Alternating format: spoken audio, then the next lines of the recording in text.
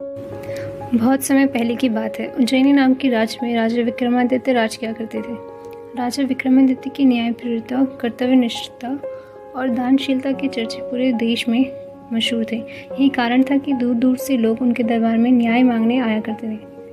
राजा हर दिन अपने दरबार में लोगों की तकलीफ़ों को सुनते और उनका निवारण किया करते थे।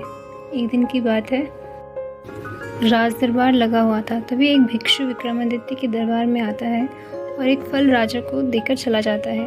राजा उस फल को कोषाध्यक्ष को दे देते हैं। उस दिन के बाद से हर रोज वह भिक्षु राजा के दरबार में आने लगा। उसका रोज का काम यही था कि वह राजा को फल देता और चुपचाप चला जाता। राजा भी प्रत्येक दिन भिक्षु द्वारा दिया गया फल कोषाध्यक्ष को थमा देता। ऐसा करते करते करीब 10 साल बीत गए।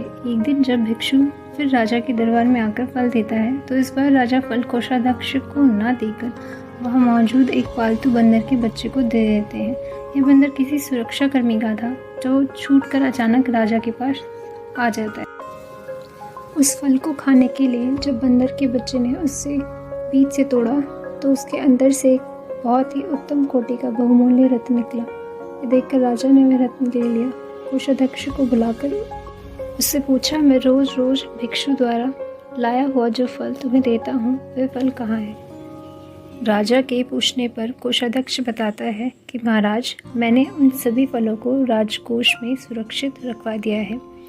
मैं उन सभी फलों को अभी लेकर आता हूँ।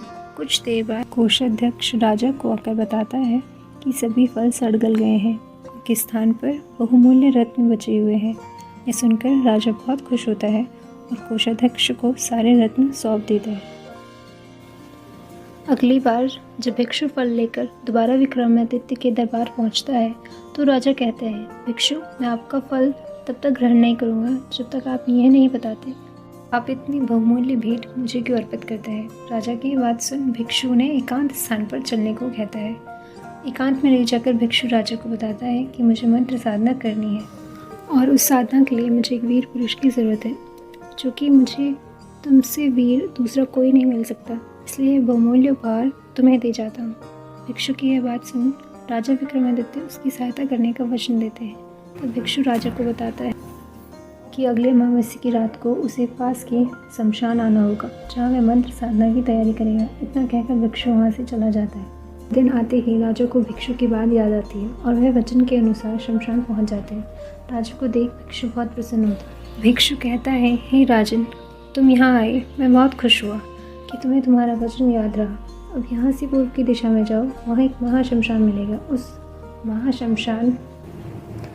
महाशमशान में एक शीशम का एक विशाल वृक्ष है। उस वृक्ष पर एक मुर्दा लटका हुआ है। उस मुर्दे को तुम्हें मेरे पास लेकर आना। भिक्षु की बात सुनकर राजा सीधे उस मुर्दे को लाने चल देता है।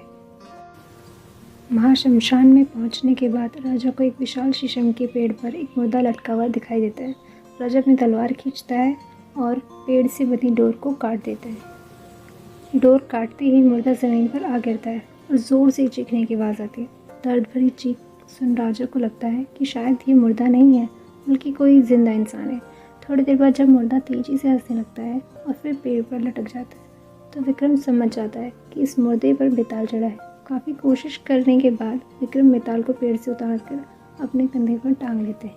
इस पर बेताल विक्रम से कहता है, विक्रम, मैं तेरे साहस को मान गया, तू बड़ा ही पराक्रमी है। मैं तेरे साथ चलता हूँ, लेकिन मेरी एक शर्त है कि पूरे रास्ते में तू कुछ भी नहीं बोलेगा। विक्रम सिर हिलाकर हाँ में बेताल की बात मान लेता है। इसके बाद बेताल विक्रम से कहता है कि रास्ता लंबा है, इसलिए इस रास्ते को रोमांचक बनाने के लिए मैं तुझे एक कहानी सुनाता। कहानी से सीख, एक राजा को हमेशा विक्रमादित्य की तरह साहसी और पराक्रमी होना चाहिए, तभी वह अपनी प्रजा की रक्षा कर सकता है।